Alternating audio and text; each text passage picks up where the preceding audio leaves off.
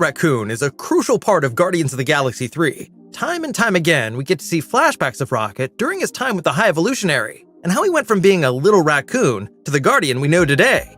Back then, he had 3 friends who were created from Batch 89, the same group of experiments as he was. Rocket Raccoon's childhood friends are not only extremely important to his story arc in the film, the characters can also be traced back to the Marvel Comics.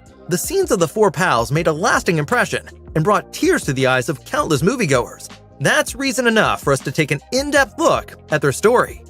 Let's begin with Rocket's most significant childhood friend, the otter lady Lilla. In the movie, the High Evolutionary gave her mechanical arms, while in the comics, she still has her normal appearance. She made her debut in 1982 in the comic The Incredible Hulk number 271, where she was already closely related to Rocket. She is the heiress of an intergalactic toy company called Mayhem Mechanics on Half-World. The half-human, half-animal hybrid Judson Jakes tried to take over Lilla's toy company, causing the death of her parents. This brought Rocket on the scene, who helped Lilla defeat Jakes. The two fell in love, and Lilla joined Rocket on his space adventures from then on. Sadly, Rocket had to learn that she was already married to someone who also inspired her character in Guardians of the Galaxy 3.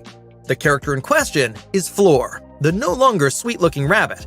While Lilla is the only one of Rocket's friends who has a direct counterpart in the comics, director and screenwriter James Gunn apparently drew inspiration for Floor and Teefs from 2 other characters Rocket encounters during his space adventures in the comics. In the film, Floor has mechanical spider legs and a sort of muzzle that generates its voice. O'Hare also has modified limbs in the comics, but instead of a new mechanical mouth, he has enhanced eyes, which makes him even more dangerous on the battlefield. Although Lilla is at first married to O'Hare, she breaks up with him later in the comics. The Rabbit mercenaries were also crucial in Rocket's ability to save Lilla and her toy-making company. After Rocket discovered that he and Lilla were married, they parted ways, and Rocket went back to traveling the galaxy on his own.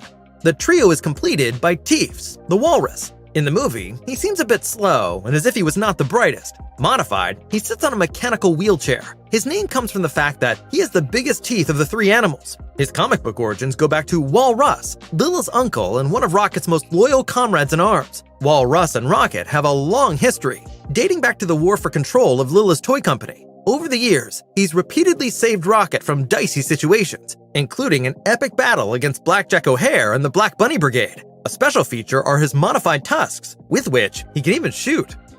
As you can see, Rocket's animal friends have an extensive backstory. How did you like the 3 characters in Guardians of the Galaxy 3? And would you love to see more of them? Feel free to let us know your impressions in the